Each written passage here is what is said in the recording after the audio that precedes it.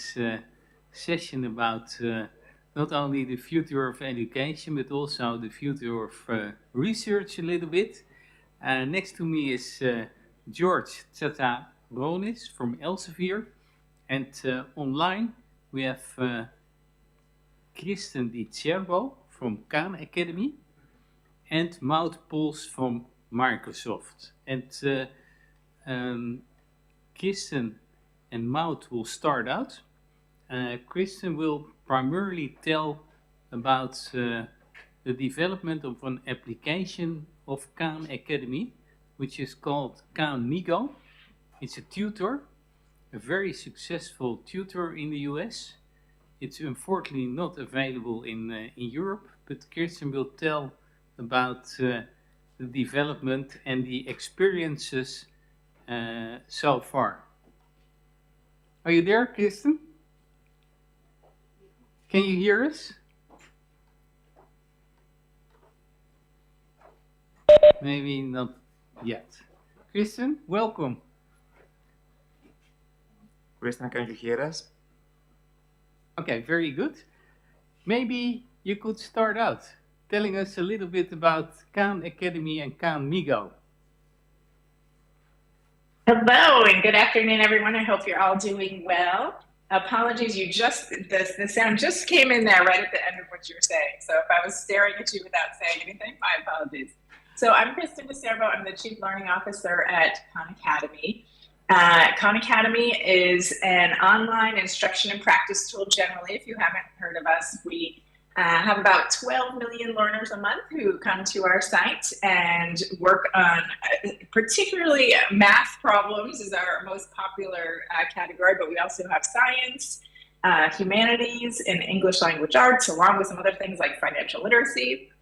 And in March of 2023, we launched something that we call Khan Migo, which is an AI-based tutor for students and assistant for teachers. And it basically takes the capabilities of, for us, GPT-4 right now, but it could be any large language model. And we then use our prompting and interactions with our website to make sure that it acts like a tutor acts for students, as opposed to giving the answers. It tries to lead students to getting to the answer themselves.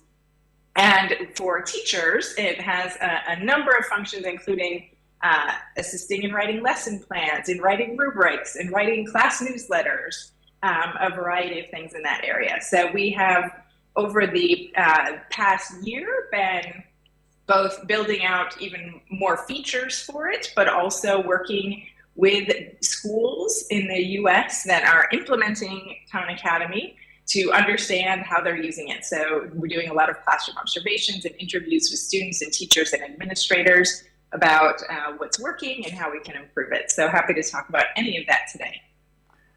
And maybe you could tell a little bit about the experiences with Khan Migo in class. How do the teachers experience it? And how do the students experience it? And probably also your learnings from that. Great.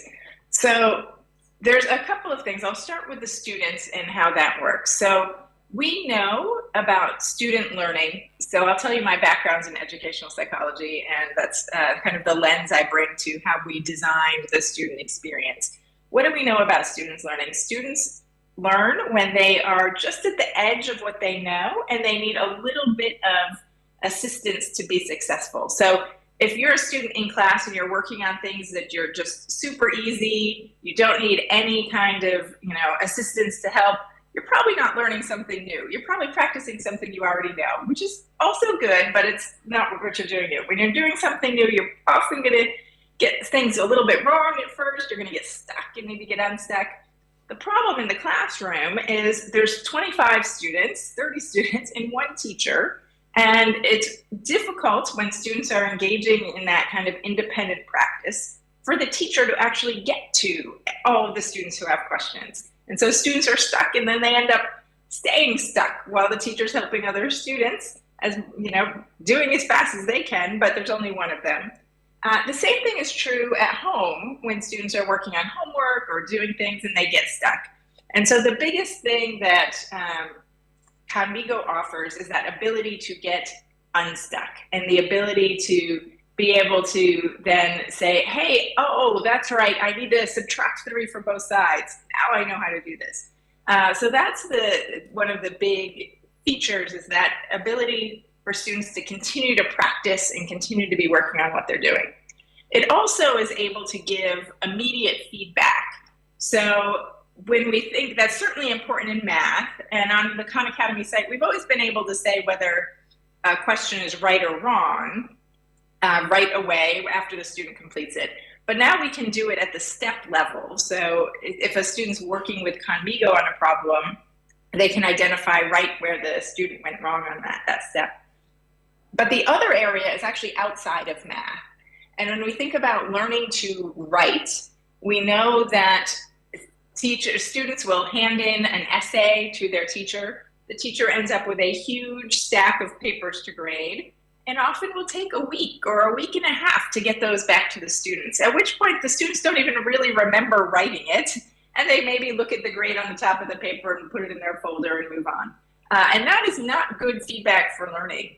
So the other thing that Khanmigo does now is be able to give feedback on writing. So we're not having it score the writing, but you can submit an essay, and then a little bit about the essay assignment, and Khanmigo will give you feedback. It'll give you feedback on the introduction, on your use of evidence, on your transitions, on your tone and style.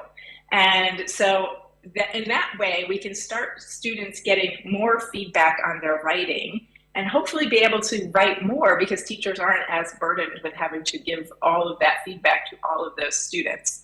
So that's a little bit on the student side of why we think the technology fits into some of the problems we've had with learning in the classroom and how we might be able to work through that.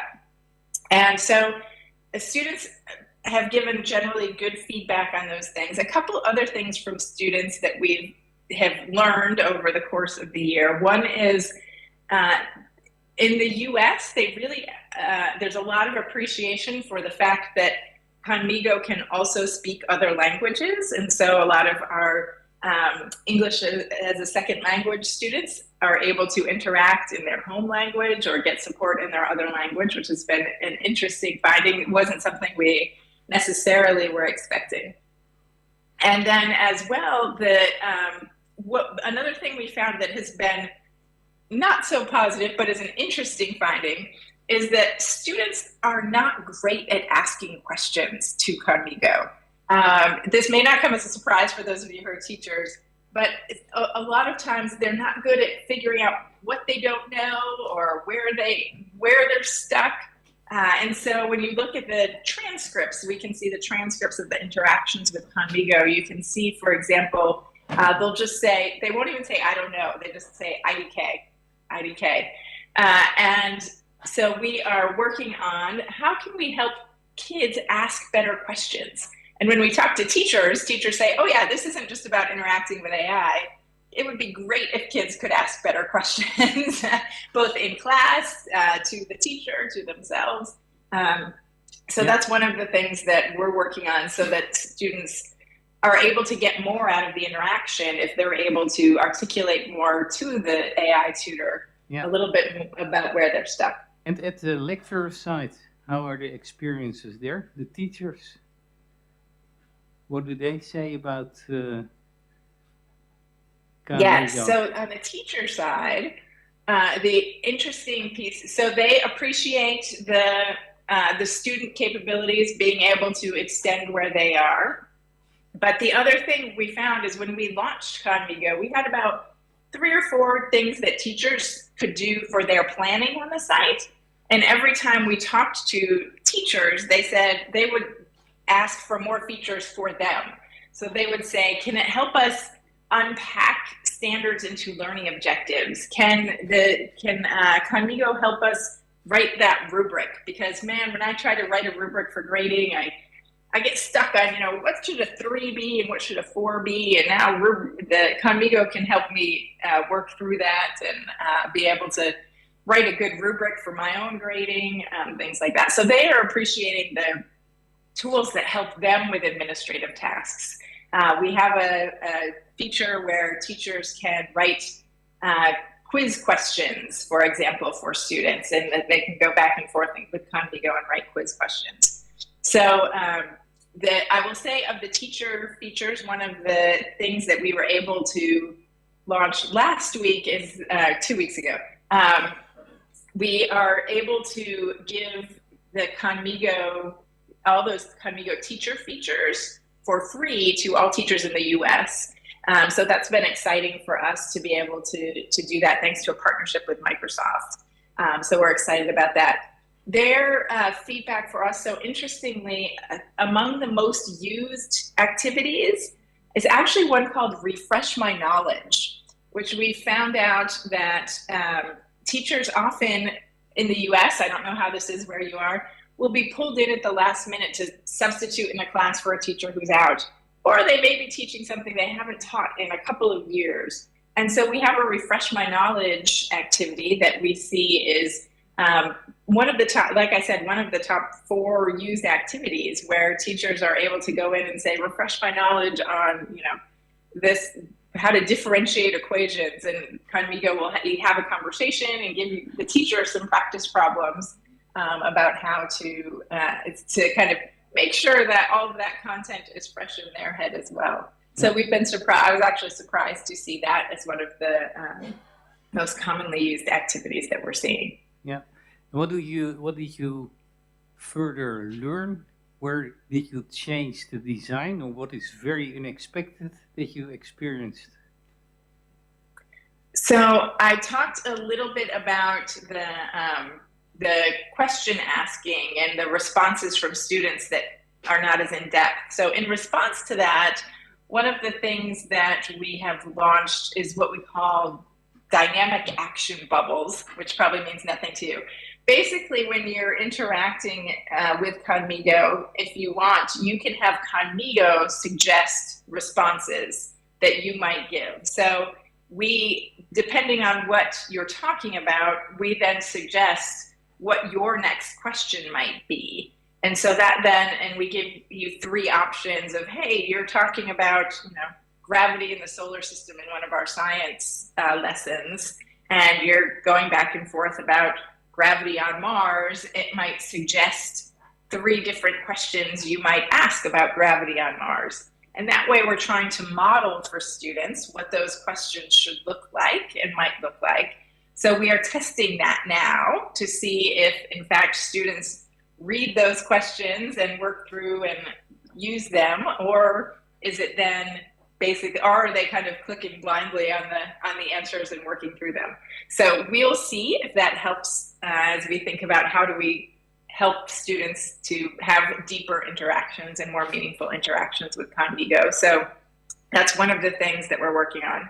We also have launched it, so it was the case that you had to open up Conmigo yourself to start a tutoring session. But we now have made Conmigo proactive. So if you get a question wrong on the site, Conmigo will say, hey, it looks like you struggled a little bit on that question. Would you like to have a conversation about it? So it's not always up to it doesn't rely on the student having to always remember or to think about starting the conversation with the tutor. Sometimes a tutor will start a conversation with a student, just like in a human tutoring session. So those are some of the things that most recently we have been launched in response to kind of seeing what students were doing in the classrooms and where things sit. Very nice. Now, I know that you are in a tight time schedule, so I would like to, instead of doing the Q&A at the end for you, ask the audience here whether there are also questions. Maybe there is a microphone.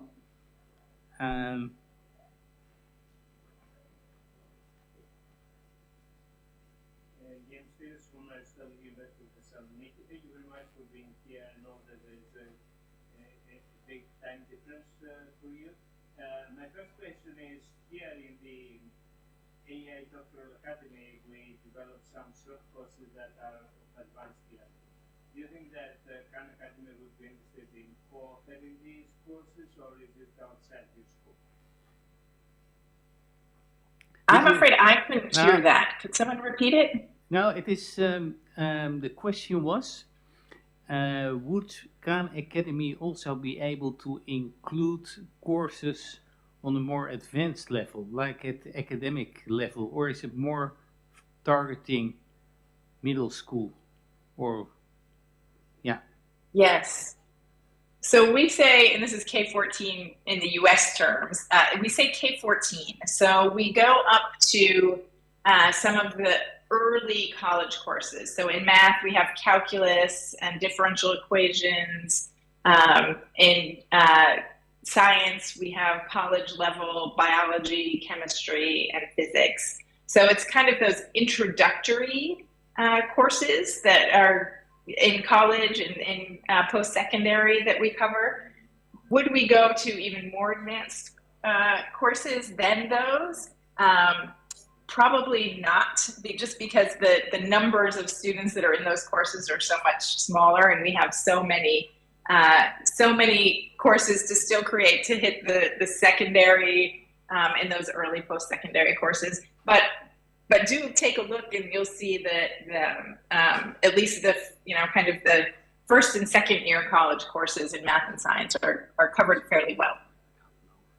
And you told us that your background is educational psychology, right? Could you repeat that? Yeah, the microphone again. Yeah. No, you were saying that you are an educational psychologist, and then what would you further? Yeah. Okay, my question is related to this panel, but it's a little bit, let's say, outside its main scope. We had discussion in the past in the AI community and also here on whether people that are in liberal studies, on whether they can also have mathematical skills. And if this is not true, then the question is, what's the cause? Is it a biological cause, or is it a cause and acquired through education? Because if it's a biological cause and you try to make liberal scientists learn mathematics, then this is mission impossible, and we should know this. Interesting.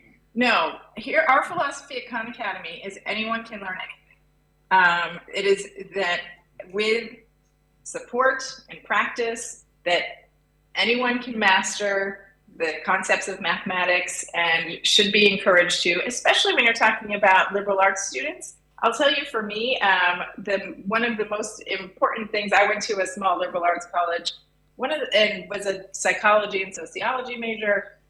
One of the most important classes I took was statistics. And that's because statistics really inform the work in psychology and sociology and in those areas as well. So I definitely believe that, again, with the right supports, the right practice and opportunities, that yes, everyone can learn math skills that they need to be successful. Yeah, but I'm not really talking about your personal belief. My question is whether this topic has been researched thoroughly, and if there are informed, let's say, outcomes out of such a research. If you are aware of it. There is not. So there's an interesting paper that just came out by Ken Kadinger, who's at Carnegie Mellon, and it is called The Astonishing Regularity of Learning Rates. And they looked at 3 million students across 27 different data sets and found that, you can tell from the title, Astonishing Regularity, that with the opportunity to practice, students' learning curves on any particular, on all of these skills, they looked at a whole bunch of different kinds of skills, increased almost in parallel. All of these students all were increasing similarly. Now, some of them started at a lower place and some of them started at a higher place, but with that practice, they all increased. So I'd point you to that paper in particular to look at the potential for everyone to learn. Yeah. Thank you very much. Just send me the pointer of this paper, okay? Hey, Kristen, of course, the golden question is, does it help Camigo?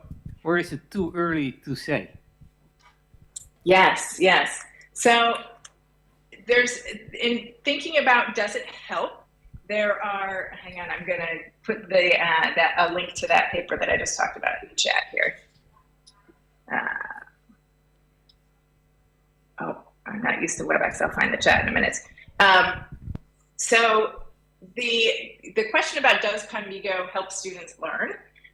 If we want to run the gold standard randomized control trial where some people use it and some people don't, and we measure them on their end of year assessment and what that looks like, it's too early for that kind of study yet, because we need to be able to make sure that students are using it in the classroom correctly. We need to set up the experimental design, and we need to wait a whole year to get those end of year assessment results. So we have not done that. We plan that kind of study to happen in the future.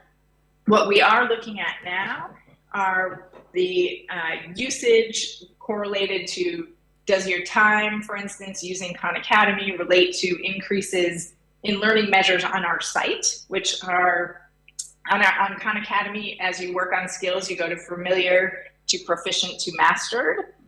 And we know from our previous efficacy studies that the proficiency, getting to proficient on skills, is correlated with success on external assessments. So before we wait for the year to get the results of the external assessments, we can use our internal skills to proficient measure as a proxy for learning and what that looks like. So what we're doing now is correlating use of Khan Academy with that, but that's certainly not a causal study. Well, what is your feeling? Well, what is the feedback that you get? I mean, of course, it's not very scientific, maybe this question, but do you hear what kind of positive or negative things do you hear?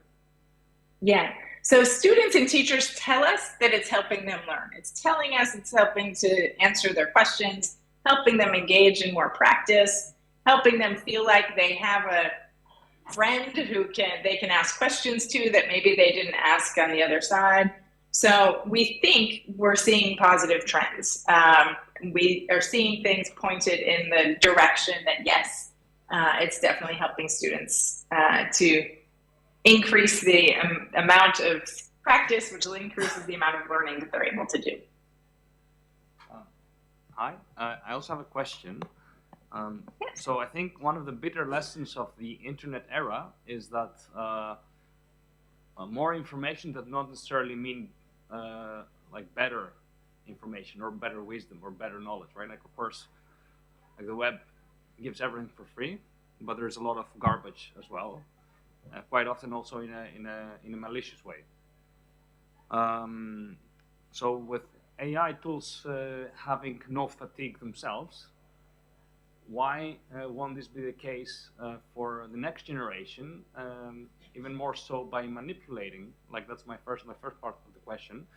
And the second part of the question is, at the same time, there is some fatigue, I believe, with students, right? Lifelong learning is like a fantastic, I think, quality and concept. But how many times can you reshape the same material before it, like fundamentally breaks down? Do you have any, have you thought about that? Like, are there better ways of handling these points, if there are action points? Yeah, so I think when we talk about any technology, we shouldn't start with the technology. We should start with what is the learning problem we're trying to solve with this technology, and does it help solve that problem, or can we make it help solve that piece? So for us, when we think about what are the problems we're trying to use AI to solve, when we think about learning, it is how do we make sure that students get immediate feedback? How do we make sure that students are able to get unstuck? Those kinds of things. And so then you design the AI application around solving those problems. So I I hear your point about the more information that, and working through, but what we see from students in classrooms is not that there's too much information. It's that they don't know, one, how to critically think about that information and to be able to figure out what information is good and what information isn't good. And so that's certainly something we need to be helping students learn. And I think AI literacy ties into that. So as students learn how to use these tools, how do they learn how to watch out for the AI making hallucinations, and how do they learn to build those things? So all of the technology has to be linked to also helping students build their own critical thinking skills so that they are able to process what information they're looking at and what information they need. So the other piece of this is, thinking about what AI literacy skills look like and how we teach those. Very good. Hey, Kristen, when do we get it in Europe? As soon as we can figure out, one, making sure we're compliant with all of the EU and European regulations, and two, figuring out how to make the text structure work. So very boring things that are preventing us from being in Europe right now, because we want to make sure that, like I said, all of the I's are dotted and the T's are crossed on being able to do it. So stay tuned, we are working on it. Is there one last question from the audience, or was it all very clear? For me, it was very clear, Kristen. Thank you very much. It was really very nice to hear about this. And if you want to leave the meeting, it's possible, because I think we have asked everything that we wanted to ask. So thank you very much. Great. Thank you all so much for having me. I really appreciate it. Have a good rest of your conference. Thank you. Bye-bye. Next, I would like to invite to the podium Dr. Tsatsaronis. From Elsevier. Thank you. Thank you so much for having me here today and for the great invitation, great event. I'm George. I work for Elsevier and I run one of the data science departments in Elsevier. And today I would like to present to you a few of the things we're doing in the space of AI, and in particular, formulate some of the challenges that we see towards developing AI systems that can help students, let's say in this case PhD students or master students or researchers, to unlock, or if you may, to go further into insights that we can deliver from scientific content. Now, let me get directly into some challenges. And by the way, you might be wondering, let me add this parenthesis here, what Elsevier has to do with AI, right? You know Elsevier as a scientific publisher, and indeed we are a 130-year-old scientific publisher, but in the last 15 years, we have developed more than 50 digital platforms for researchers, professionals, and all the stakeholders in the ecosystem of research. Some of them you might know, by the way, Scopus, Science Direct, Mendeley, all of these are Elsevier systems. Now, let's go a bit into the challenges that nowadays, and let's take an example. This is May, right? And May is a student, though she is a PhD student in the space of biology. So what May faces as some of the key challenges is what every researcher or PhD student for that matter, or early career researcher face day to day. How can I actually really summarize some of the latest research published there? And it's a lot of volume. We will go into some statistics in a moment. What is the best way to find out what is the next hypothesis or research question I want to ask or investigate? How do I find the best collaborators for this work? Where do I get funding? Where do I find universities that have the research facilities I need to run my biology experiments, et cetera, even how to, at the end of the day, write and publish my paper in order to maximize impact. So these are everyday questions researchers have.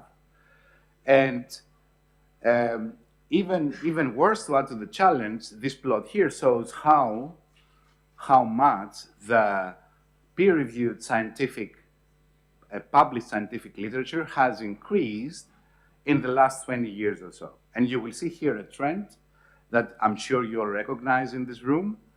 It's going really, really steep. In 2000, for example, indicatively, we had around, on the year, 1.4 million published scientific papers, peer-reviewed. And we are currently approaching the 4 million mark, right? So within 20 years, we almost have 3 times per year the amount of published peer-reviewed scientific literature. This is really a big challenge for researchers, for everyone in the ecosystem, also for educators, universities, professors, lecturers, and professionals alike.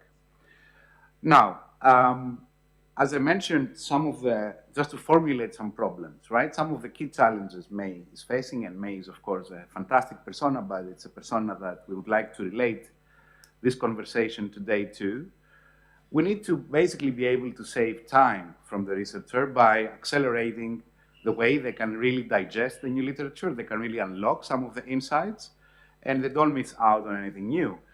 And we want to actually make space and time for May to really focus on what really matters, what only her human experience, knowledge, and biology can deliver, and that's the actual research, right? And as it happens, we recently did a very big study involving the interviewing of more than 2,500 researchers across 22 scientific disciplines, where we actually asked about how do they feel about AI, including generative AI, in some of their workflows.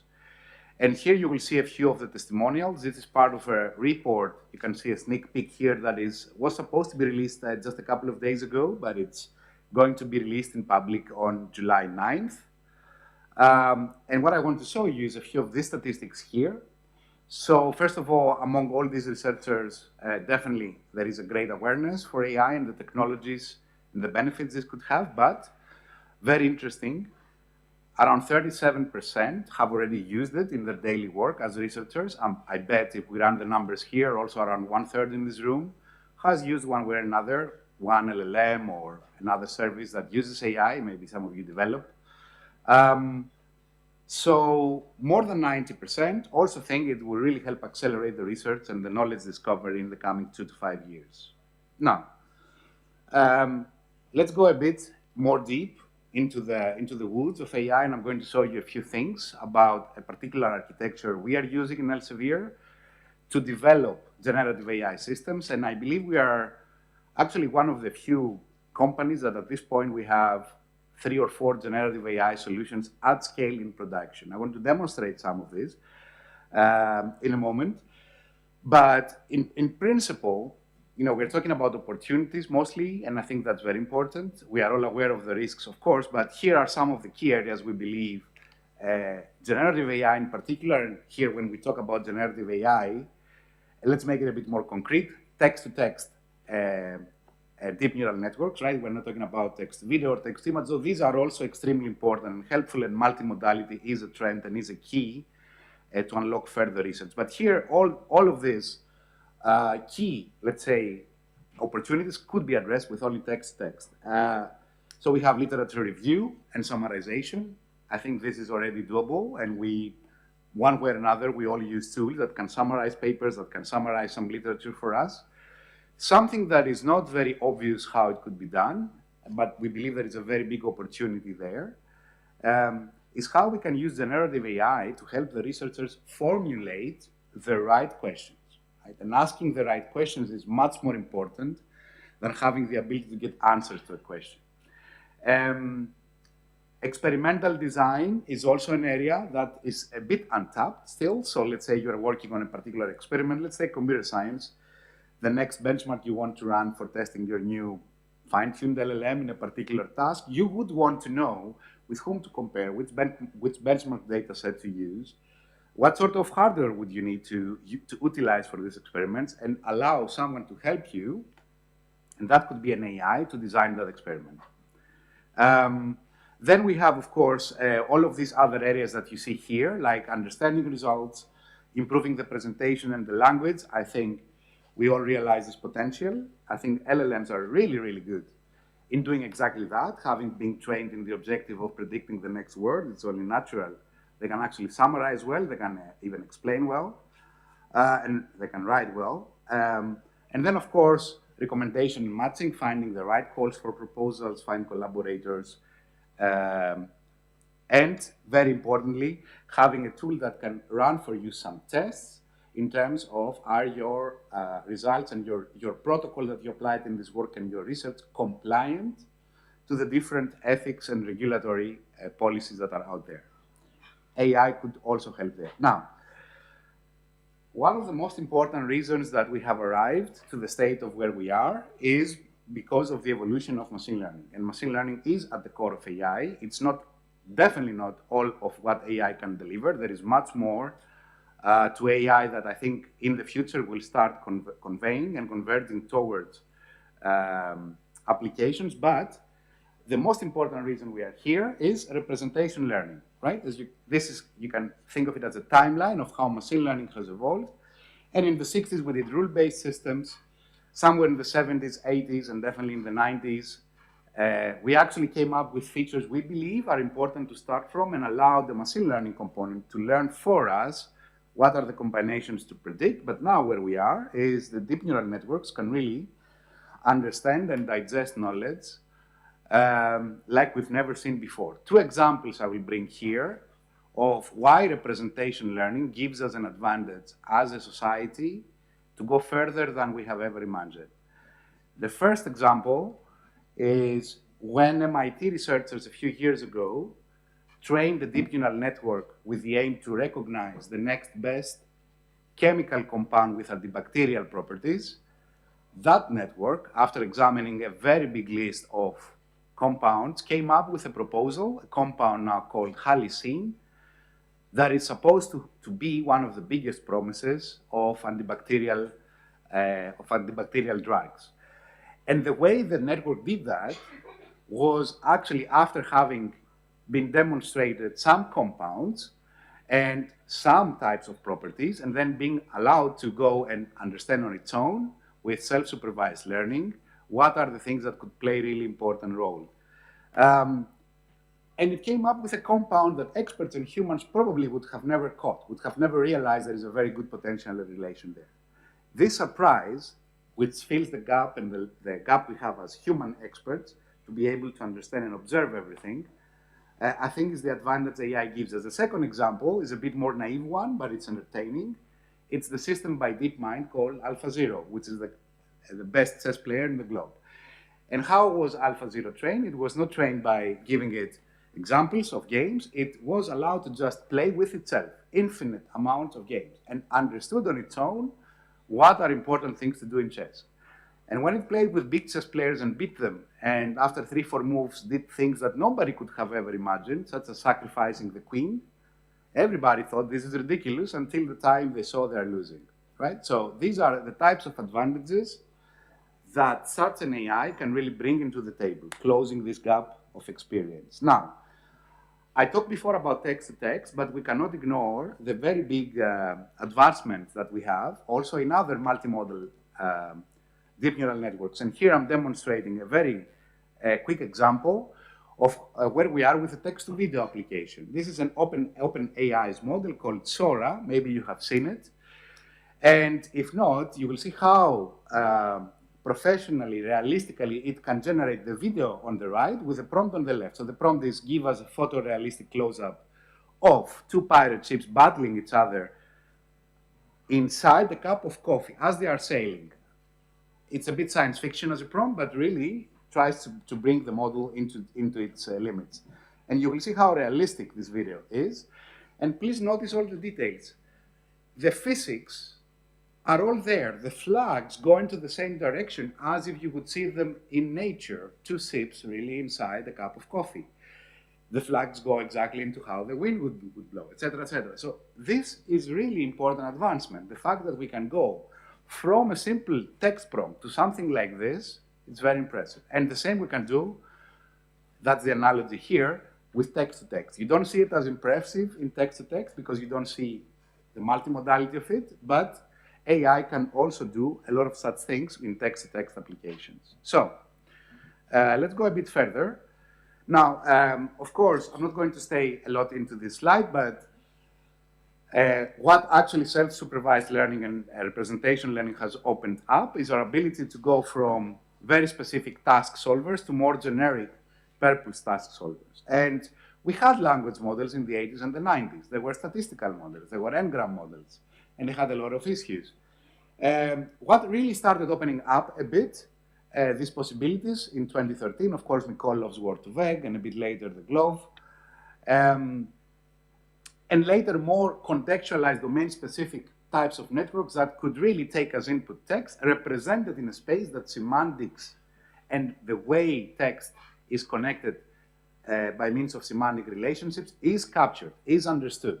How we can really not interpret that. Imagine that a bird has 96 layers. We can never really know what's happening in, bird has 12 layers, but a big GPT 96 or more layers.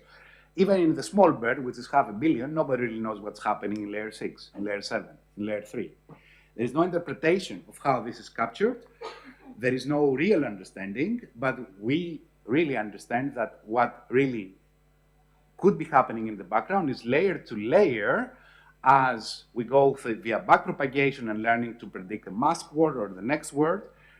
The vectors are really starting to approach in that confined dimensional space of the embeddings something that has to do with semantics of language. And we see the evidence of that when we interact with an LLM, right? So very important capabilities, and a lot of which we need to still understand, scientifically explain and what they mean, right? Explainability in these models is still an open issue. Now, I only want to focus in this slide in two aspects, not on the top part, which is problems we have already solved with LLMs, but rather on the middle and the lower. And I want to particularly focus in one type of applications that we see, and it's called RAG. I'm not sure if everybody's aware, but RAG stands short for Retrieval Augmented Generation. And it's one of the most important ways we can apply an LLM to mitigate hallucinations and to actually bring the LLM into the picture of a research application responsibly, right? If you go to ChatGPT right now, and you ask it, can you please answer this scientific question and provide me some references? You can all imagine the references you will get, I'm not going to talk about the validity of the answer, are non-existent. They have never been published. You will never find these references, right? They are fiction. Now, when you're doing scientific research, you need to realize that you really want to be able to connect an answer to particular references. And this is what RAG is mitigating. So RAG is one trend, and I'm going to show you exactly how it works in a moment. And then agentic AI is another trend where we give a problem to an LLM, breaks it down, sends a few minions, other smaller LLMs to solve the sub-problems, brings it back, and connects it. This assumes we could augment an LLM with reasoning capabilities. And I want to put an asterisk here. It was mentioned before also in other sessions perhaps, but by no means you should ever assume an LLM is expert in anything for that matter. It's just a next word predictor, right? It will always give you an answer because it is really trained to predict the most probable answer to your question, unless there is a policy graph that does not allow it to give an answer. But it cannot reason, as many people might think. So I was a bit curious before when we talked about the Khan Academy's tool, right? Because it was mentioned that they do it with prompt engineering. I was a bit curious what sort of prompt engineering is, and I would be interested to learn more. But we need to be aware there are no reasoning capabilities in LLMs, and there is no expertise, right? It's just memorization of around 1 trillion tokens. That's what it is, and via that, the way to predict the next word. So with that in mind, we need to be very aware how we put these tools into practice. And I want to demonstrate here RAG. So what is RAG? First of all, given a user's query, RAG will try to fetch, and this is a semantic retriever there, not your typical lexical retriever, let's say with TF-IDF vectors or OCAPI BM25, or all these things we did in the 90s and the 2000s. This is now literally a vector space model where you do dense vector retrieval, right? And this is the first step to bring the right text snippets and segments to a natural language question in the RAG. And then, so this is the retrieval. The augmentation comes from being able to throw that query into any other external database. This is how we augment the LLM in this case. And then the LLM is used to fetch back the snippets, collate the answers, and with appropriate inline context learning engineering, not prompt engineering only, with examples. How do you take the snippets? I will show you a way. How do you produce from these snippets an answer? And this is how you should be doing it. There is actually scientific proof that inline context learning, the attention weights, really simulate what you would have done if, as a result, if you would fine-tune the model with few shots, right? So, with that architecture in mind, I want to show that slide and then show you live a couple of demos that we have developed in terms of generative AI tools to aid researchers. Obviously, when the first LLMs came out, we started at completely at the bottom, a bit on the right and a bit on the left. On the right was if we had the ability to fine-tune a small LLM, maybe 7 billion parameters, 11, we would actually, for a particular task, and that would have been a very responsible way to address a task, we would fine-tune it for this task. If we didn't have that ability, either lack of expertise or computational resources, we would go with prompt engineering. Now, where we are is the upper layer, where we say, okay, we can actually use the LLM in smarter ways and more responsible ways. And RAG is one of these architectures. You might hear in the future also the term SAG, SAG. This is synergy augmented generation, and this is where we augment it further with knowledge graphs, not only databases and index and document indexes. That will come a bit to the advanced RAG part, but the way it's going is, at this point in time, the trend is everybody, industry and research are focusing on how we can really tune RAG-type architectures to provide responsibly question-answering systems in research in every aspect of such application. And this is also what we're doing. So I want to show you very quickly a few examples of how we've put this into practice, and it's in production in some of our systems. And I want to, and my apologies for the people that will be on the call, they will be able to see some version of this. But we are going to share the screen from this laptop and have the camera from there, from the streaming service, to be able to see. Very good. Shall I wire? Yes.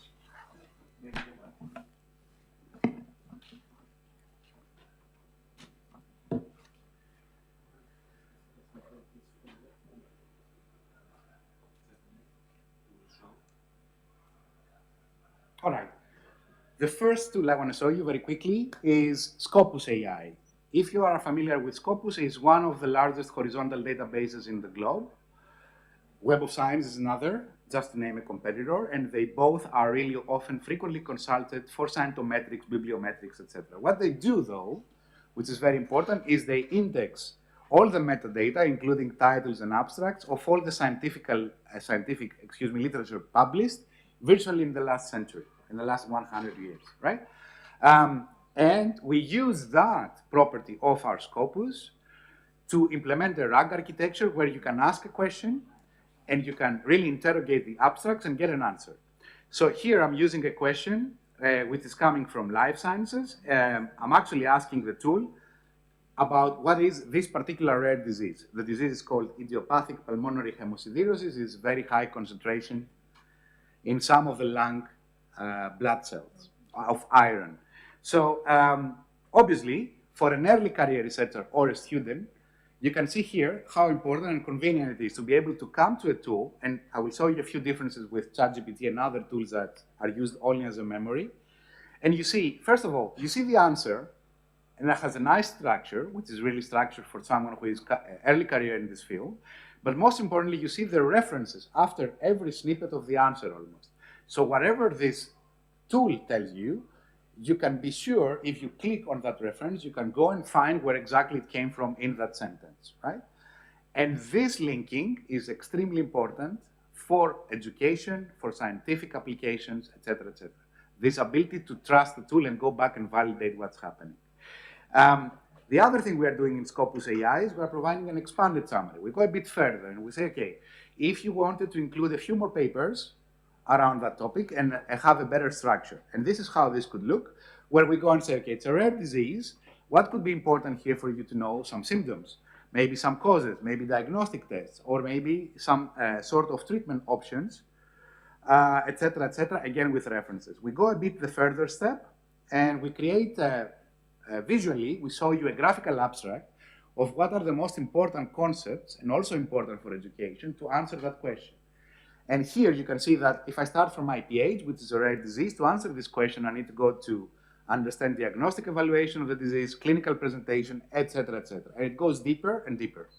And this allows the PhD student or the early career researcher to understand the facets of this information. We go even further and we data mine, who are the top experts exactly for the question you ask right now in the scientific community. So then you can reach out, you can maybe ask for advice, etc. And we also offer go deeper questions. Another thing I want to show you is a very similar RAG type of application we have developed on top of Science Direct. And this time we go full text. And there I'm asking the same question. For the sake of time, I've already run this question just a bit before the demo to save us some time. So it's the same question. You get a summary answer. And then what changes here is you get a bit more, you get content that comes also from full text of articles, so you can have a bit more detailed answer. But per article, we also give the ability to see from each of these articles that was used in the answer, what was the insight you could derive. And this is very important also for students. The last thing I want to show you is if you click on any of these articles, let's say this case 37 article, you go to the article and I want to show you the what we call reading assistant. So you go to this article and you see here, it's probably you don't have enough time to read it. And what we have is we have embedded. This is another type of architecture here for generative AI, is inline context learning, a chat area where we can say you don't have time to read. You can very quickly say, what are the symptoms in this case, right? And you can directly go and see in this, and this is a paper presenting just a single patient, right? You can directly go and see what are the symptoms as they were identified from the paper. It can save you time, and you can interrogate this article in any fashion you like. So I would like to stop here and leave also some time for questions. Thank you very much again for having me. Thanks. Are there any questions from the audience? Yes. Yeah, so Scopus AI is formally released. It's now a product that sits on top of Scopus. If you are in a university, most probably you have access to Scopus, and very easily you could get access to this add-on. It's an add-on on top of Scopus, which is called Scopus AI. And it's available for anyone to try, to test. We are fully aware that this is a new era for everyone, so it's also kind of a learning period for us, and we are eager to see the feedback from these first few months of operation. The other two tools I've shown, they are in alpha, and they are for now restricted to a set of around, I think, 500 universities that are testing them as a pilot to get some input and understand how we can go to a better release. Okay, thank you. Other questions? I have a question. So I really like the word reasoning, but you know, if I were to be a bit provocative, why would you say that RAG is equivalent to reasoning? At the end of the day, RAG is building in the same biases that we have had as humans, and maybe, yeah, well, who knows if they're actually reasoning in the end? It's a great question, Sadiq. Just to clarify, I mentioned reasoning in the framework of how else we can augment an LLM. RAG does not augment with reasoning, obviously. What RAG is doing, though, it is mitigating a lot the risk of hallucination. And I don't know if you have an opinion about what hallucination is, but the scientific community or in the natural language processing space has very clearly defined what is hallucination, and it's two things. It's truthfulness to the sources, and it's factuality. If either of them is wrong, your model hallucinates. So that is the aspect that RAG, and again, does not completely remove from the picture. Even a RAG model system can hallucinate. We are actually measuring both automatically and manually hallucinations, and it minimizes though that. Reasoning, I think, in my opinion, is still not there in any of the systems that we have seen or developed so far, but, and this is why I showed this other slide with what's coming, I think it will come with the era of agentic AI, when we start embedding reasoning algorithms, proper, and mechanisms to agents that go and solve subtasks for us. Right, thanks. Maybe as a, all right. Okay, I have one more question or a follow-up, but perhaps we can, yeah.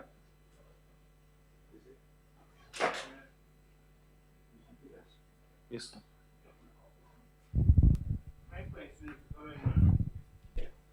My question is the following one. Maybe I have many questions here, but anyway.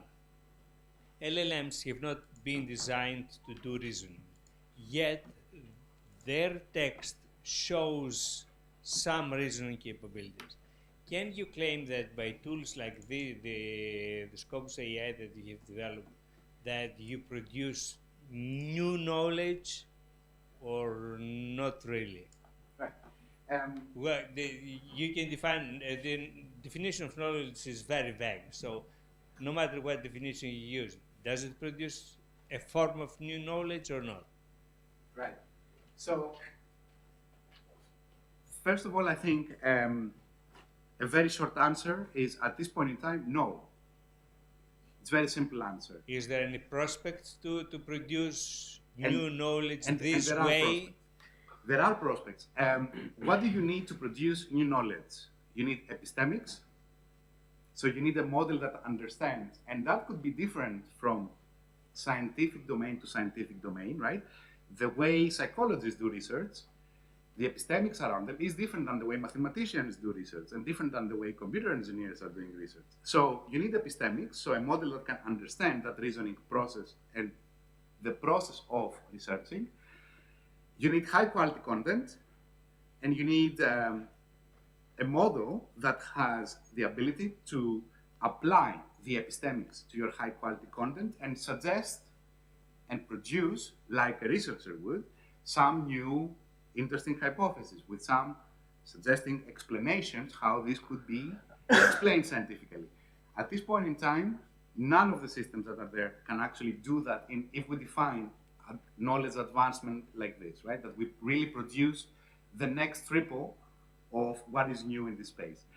I don't believe this will take a long time to start seeing such applications. Let me remind you, others have tried, also much bigger than us. If you remember Galactica of Meta in November, was it November? It was November 2022.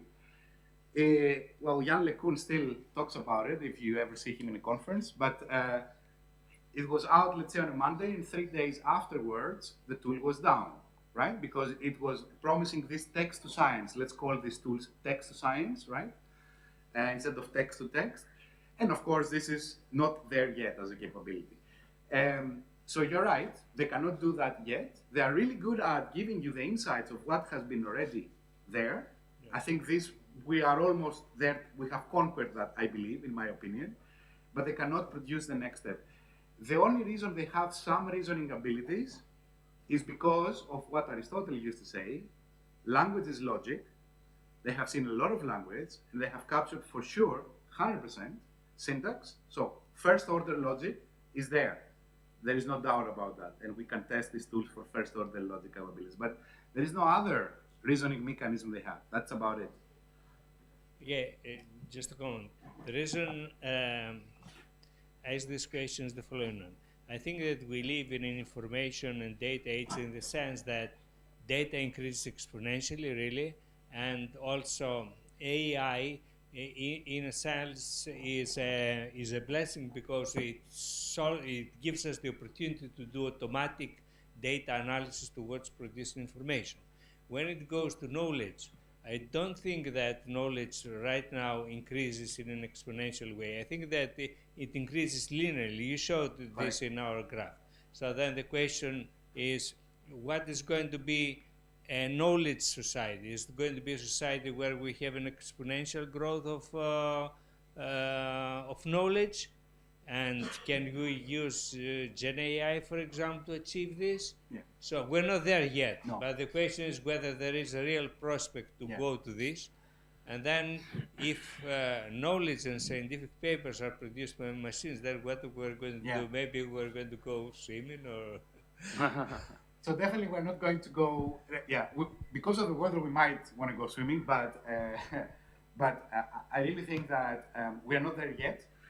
What this AI revolution has brought into the picture is a new way of decision making and working. As every technological revolution, it challenges that, right? And we've seen humans taking decisions, we've seen machines taking decisions, and for the first time, this is why this is so disruptive, we see a paradigm that suggests humans and machines together can work to accelerate knowledge and to make decisions together.